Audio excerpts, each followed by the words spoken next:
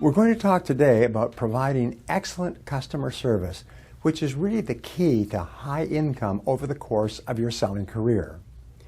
One of my favorite quotes is that if the rate of change on the outside of your company exceeds the rate of change on the inside, the end is near, by Jack Welch.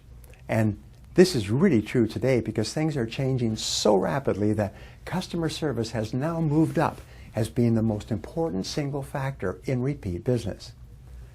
Now, no matter what you do in your company or your organization, your job title is problem solver, and your job function is customer service or customer satisfaction. If someone were to ask you what you do, you say, I'm a customer satisfaction specialist. Now, your customer is anyone who you depend on for your continued success and security in your job. This means your boss can be your customer. The people you work with who support you can be your customers. But of course, the customer who buys your product in the marketplace is your primary customer. Now, your customer is also anyone who depends on you for their success or security. Remember, we said that the difference between a customer and a client is a customer is someone that you sell to, and a client is someone that you protect or take care of. And this is the attitude you have to develop. The very best people and the very best companies are obsessed with customer service, with making their customers happy. The customer is the most important single person in their thinking.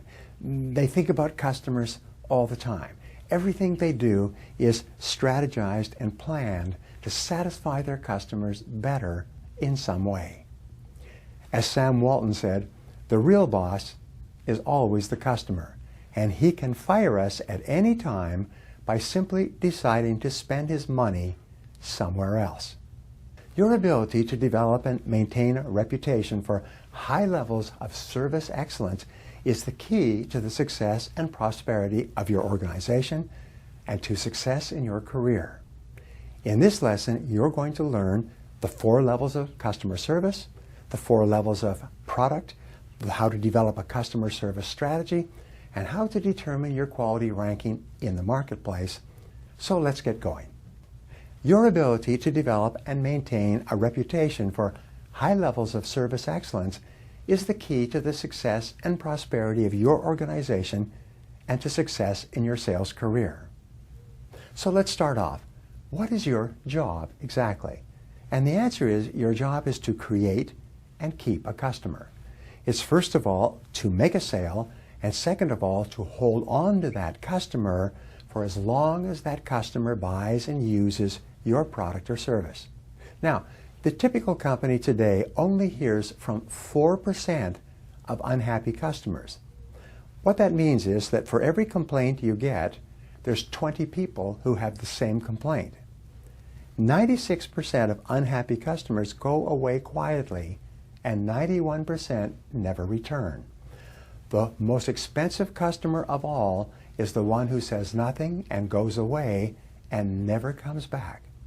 You see, it's very, very expensive to get a customer for the first time, so it's very expensive to lose them once you get them.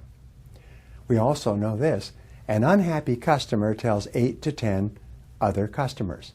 Today, with the internet, an unhappy customer can tell 800 to 1,000 other customers.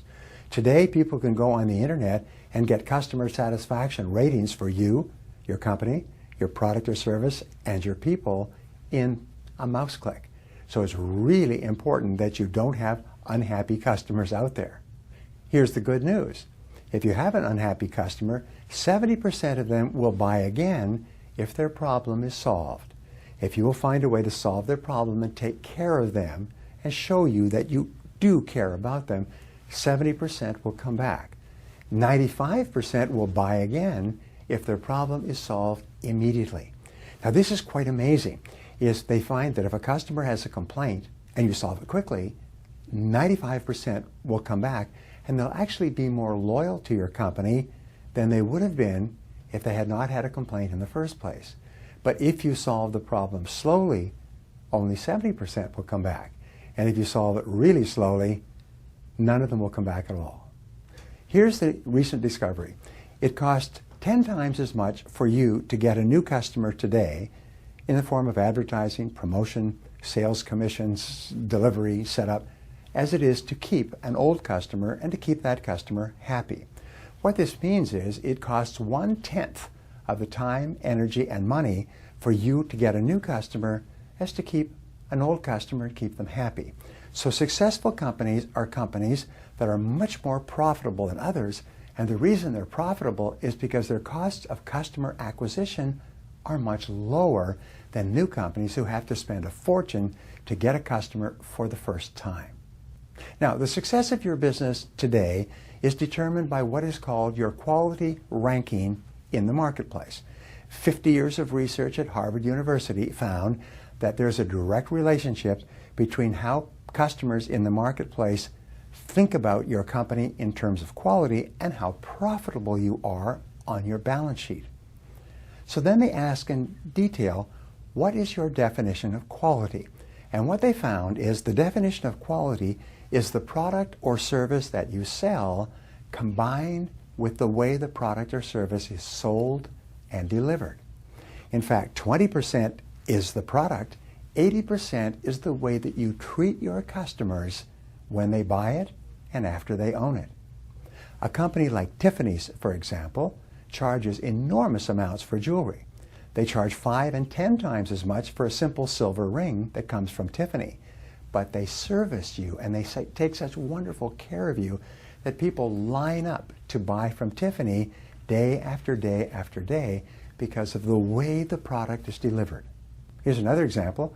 Imagine going to a beautiful restaurant. Now, you could get the same amount of food at McDonald's for $5 or $10 that you get at a restaurant for $200. But you pay $200 at a fancy restaurant gladly because of the way they take care of you at the restaurant. So keep thinking about that. It's not enough to have a high quality product. You've got to have wonderful customer service at the same time.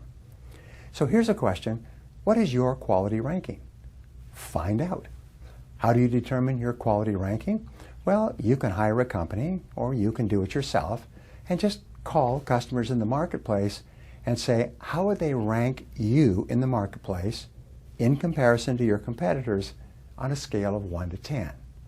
Now, if you rank as a 9 or a 10, you're a very successful business. If you rank as a 5 or a 6, then you ask them, what would we have to do to get a higher ranking? And customers will tell you exactly what you need to do to satisfy them even more in the future.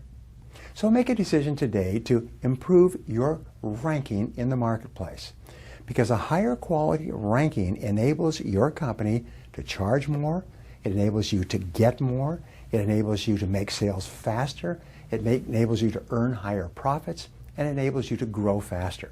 A perfect example that we like to use is a company like Apple.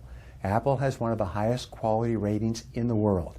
As a result, people pay high amounts to buy Apple products, and they come back and they buy more and more. And the Apple retail stores have some of the highest sales per square foot of any stores in the history of the world. Because why? It's because of their reputation. Now, there are 4 levels of customer service for any company, and you need to know what they are. The first level is customer satisfaction. This means that customers are satisfied with you. This does not help you a lot. It's the minimum requirement for survival, because customer dissatisfaction will cause you to go out of business very quickly in a competitive society. The second level of customer satisfaction is where you exceed customer expectations, where you do more than the customer thought. You do something that causes the customer to be happy. And exceeding customer expectations is the minimum requirement for growth. Let me give you an example. Marriott Hotels is famous for this. Room service, by the way, in a hotel is a very good measure of how well the hotel is managed and operated. So you call room service in Marriott and you say, I'd like to order breakfast. They take the order and they say, it will be up to you in 30 to 40 minutes. And you say, thank you very much. And then the order is always delivered in 15 to 20 minutes, sometimes even 10 minutes. And a person is just getting ready, or sometimes they're in the shower, and the door rings, and there's the breakfast you just ordered 10 or 15 minutes ago. And it causes people to go, wow. And as a result, they go back to Marriott over and over. And this is one of the reasons why Marriott is one of the most successful hotel chains in the world, because of little exercises where they exceed customer expectations. Now, the third level of customer satisfaction is called customer delight. Now, this is the chief aim of top people and top companies and top salespeople. Customer delight is where you do something totally unexpected that makes your customers brighten up and makes them happy. Sometimes something as simple as phoning the customer at home after they've bought from you and asking, "How was your experience with our company today? Was everything okay? Is there anything that we could do to serve you better in the future?" People go, "Geez, why is that?" Because nobody does it. I go to a couple of restaurants, 2 restaurants, and both of them amaze me because on a regular basis they phone up 2 or 3 days after I've had dinner there, and they ask me if I was happy. Is there anything that they could do to make me happier next time? I go, wow. Well, I know one thing. I'm going back to that restaurant very soon, and I'm taking my friends. Now, the next level, the 4th level, the highest of all, is called customer amazement. This is the key to rapid growth and profitability. This is where you do things that amaze your customers so they tell everybody else that they know. You're not going to believe what happened to me. You're not going to believe what this company did. How could you find ways to delight and amaze your customers? Because these are the key to rapid sales, to higher prices, to loyal customers, and to better referrals and recommendations. Now, Disney Corporation's service standards are among the highest in the world. In fact, I just came back from a Disney cruise and I was just amazed. And my kids just went to a Disney resort and they were just amazed. Disney resorts use the acronym DREAM, D-R-E-A-M, as a button that all Disney employees wear. And this stands for Disney Resort Experiences Are Magic. And everyone at Disney is trained to take such good care of people that they are happy. They call Walt Disney World, Disneyland, they call it the happiest place on earth. And who is it the most happy for? It's for kids, but also adults. So how can you make dealing with you and your company a dream experience? How can you make it so your customers are so happy that they want to deal with you over and over? Now, there are 4 levels of the product or service from the point of view of the customer. The first is what we call the generic product. The product or service is, and it does what it's supposed to do. For example, if you order a hamburger, it's a generic product. If you buy shoes, they're shoes for your feet. The second part of the product is called the expected product or service. These are things that are not written down, but they are expected by the customer and they're essential to customer satisfaction. For example, if you go into McDonald's, you expect them to be friendly and polite.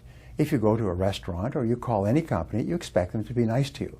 It's not written down anywhere, but if they're not nice to you, if your expectations are frustrated, then you become very unhappy with the company. So it's really important for you to know, what do my customers expect to make them happy? Because frustrated expectations is the major source of negative emotions in life and business. Now, the third type of product is what is called the augmented or additional product or service. This is when you add more to the product or service than the customer expected. This is when you do something that causes the customer to think, wow, this is a great product or service. And the final level of product is what is called the potential product. In other words, what could you put into your product or service to make it so much better that your customers would consider you to be the best and single supplier? And what you could do here is limited only by your imagination. So top businesses and top business people and salespeople are always thinking, how could I delight and amaze my customers and do things that they don't even expect? By the way, quick answer, speed is considered to be one of the most fabulous things that you can do for customers. Customers love speed, and speed causes them to be both amazed and delighted. Now, here's a rule. Your success in life and in business will be in direct proportion to what you do after you do what you are expected to do. It's what you do extra. It's that little bit more that no one expects that gives you an edge over your competition. There's an expression developed by Jan Carlson of Scandinavian Air Service, this is the airline, called moments of truth. And a moment of truth is something that occurs each time the customer comes in contact with you or your company. Moments of truth are the critical determinant of whether the customer is happy and whether they buy from you again. Now, there are physical moments of truth. For example, your building, your parking lot, your sales materials, things that people can touch or see. These make contact, visual and emotional contact with your customers. For example, in Disneyland, they have a philosophy that the grounds will be perfectly clean. Not a match, not a piece of paper, not a leaf, nothing. And every Disney employee is always watching and looking and picking up anything. So if you go to Disney, a Disney ship or a Disney resort, you'll find that you can almost eat off the ground because they are so clean. And they're always cleaning. They're always sweeping. They're always steam cleaning. They're always brushing. They're fastidious about cleanliness because why? Parents are really concerned about cleanliness for their children. And so something like cleanliness, when you see a Disney product or service, you think, wow, this is clean, it's beautiful, it's carefully designed. Now, there are personal moments of truth as well. Telephone manners. When you phone up, the person is cheerful and friendly. They're warm and they're responsive to you. When you go to the counter or you go into the store, the people that deal with you are very nice. When you go to the doctor's office or the dentist's office, everybody treats you like you're a very special and important person.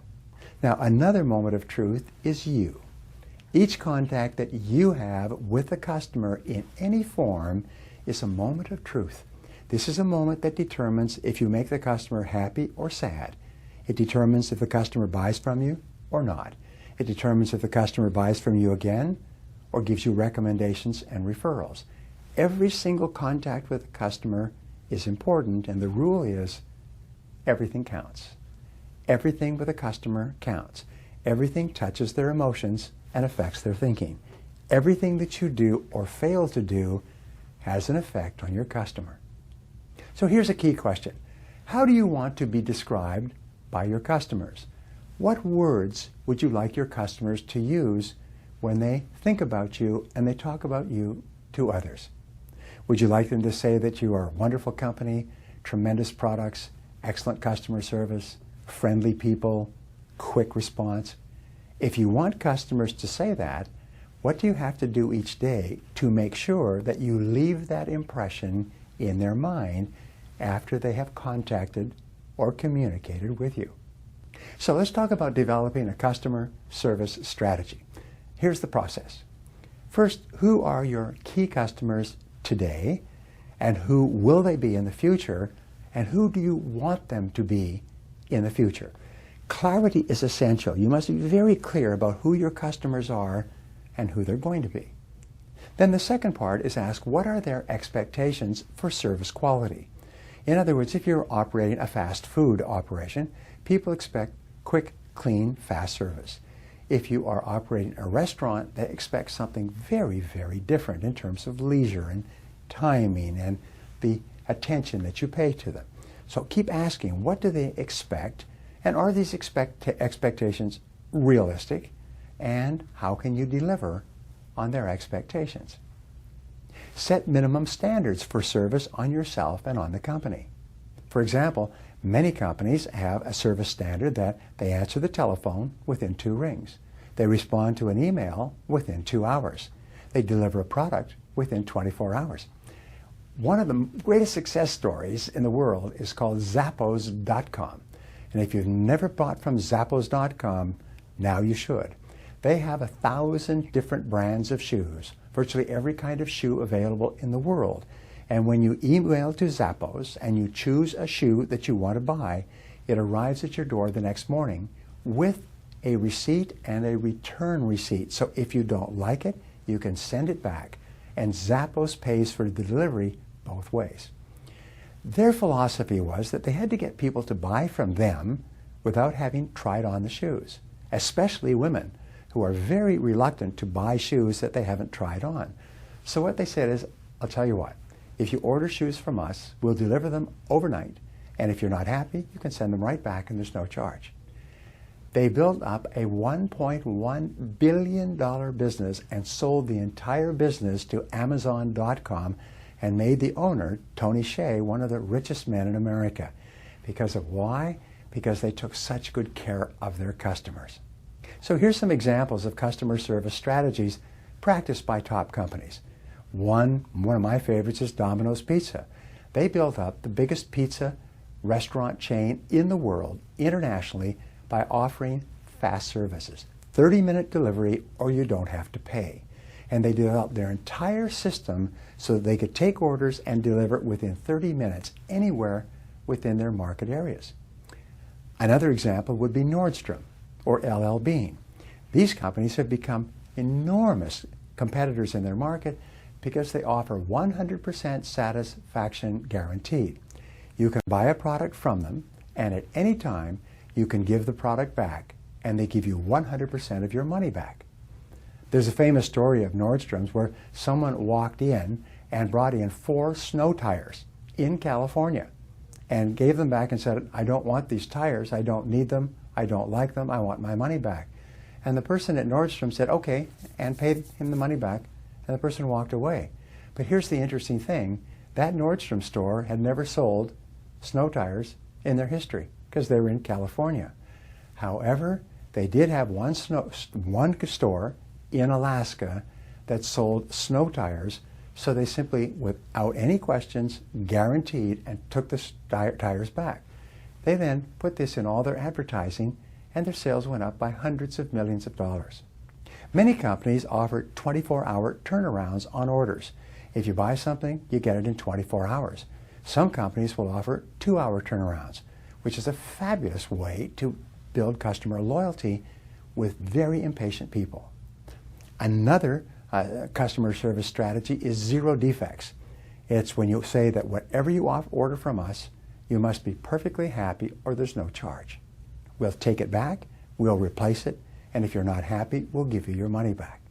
Federal Express has built a $60 billion business with a very simple customer service strategy. When you absolutely, positively need to have it delivered overnight. And so what they do is they deliver your letters and packages overnight, except when you specify longer periods of time to reduce postage costs.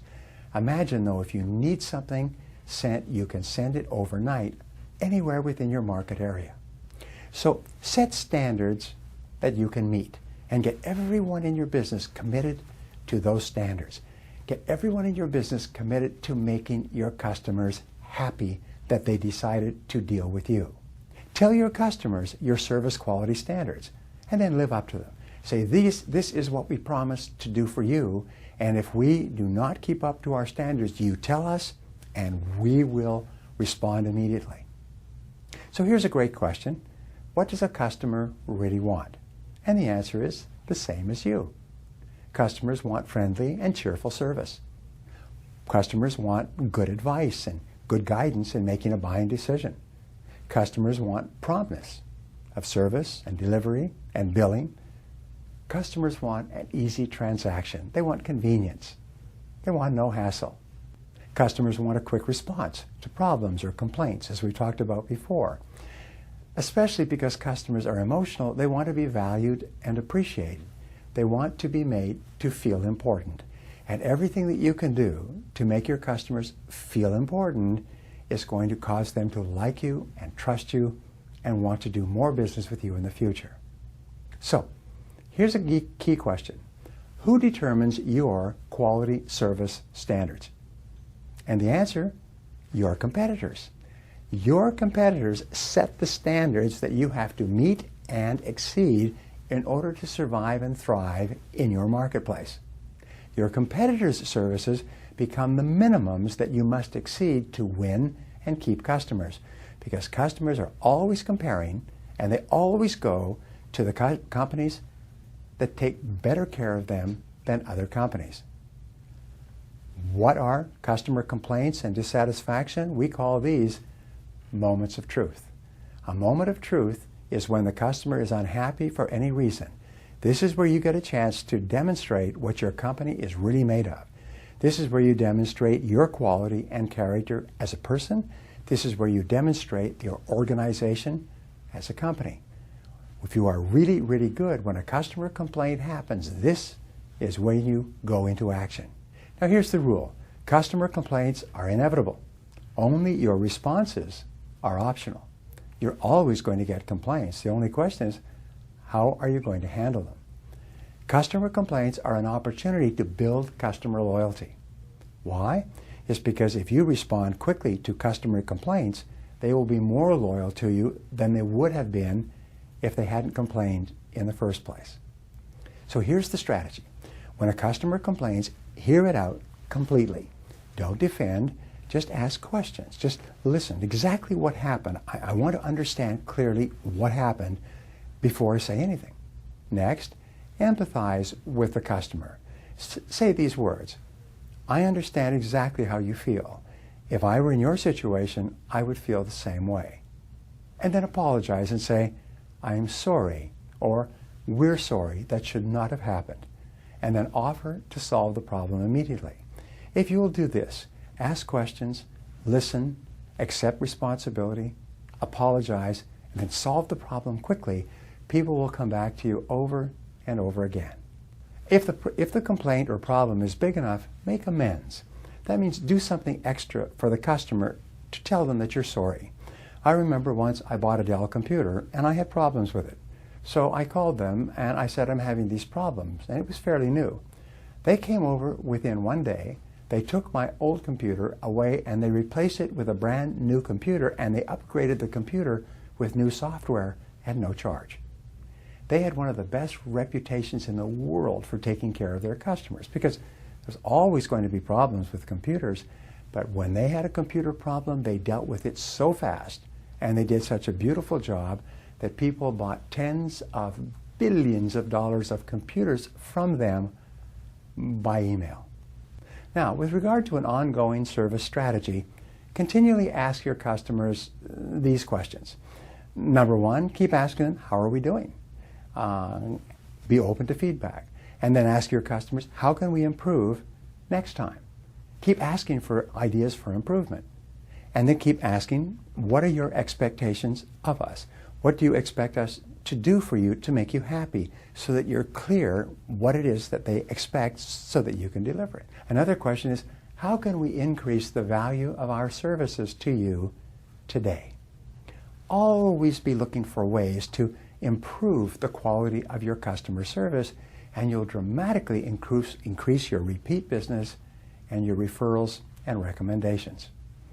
So resolve to give the very best customer service of any person or company in your industry. Decide to be the best. Decide what excellent customer service would be and look like, and then get started putting it into your business. Now, here are some questions that you can ask and answer to build a customer service strategy for your organization and for your selling activities. Question number one, what are 3 ways to respond to a customer complaint? Question number 2, what do your customers consider to be quality in terms of your product or service? Question number 3, which of your actions toward them do your customers value the most? Question number 4, how can you use excellent customer service as a strategy to differentiate your company from its competitors? Question number 5, what do you do or can you do to delight and amaze your customers every time? Question number 6, what are the most important moments of truth in your relationships with your customers? Question number 7, what words do you want your customers to use when they describe you to other potential customers? What do you want people to say about you when you're not there? Remember, your reputation, what your customers say about you in the marketplace, is the most valuable asset you have in increasing sales and getting referrals. And finally, one last question. What one thing are you going to do differently to service your customers better as a result of what you have learned in this session?